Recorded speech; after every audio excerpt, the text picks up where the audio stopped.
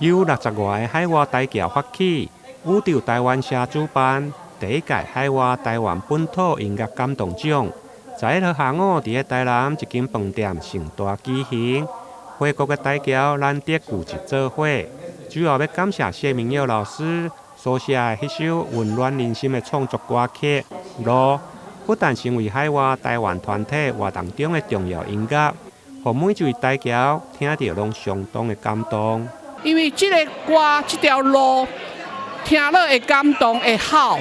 咱即马咱台湾遇到上困难的时机，就爱大家爱撩水、撩溪过水，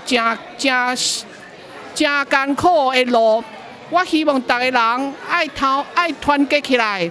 咱爱保护咱祖先的土地，咱老母的土地，爱保护咱的厝，唔通去用骗去。咱来守护咱台湾。为表达对谢明佑老师音乐创作的感激，主办单位第一届颁发海外台湾本土音乐感动奖给谢明佑。而谢老师嘛表示，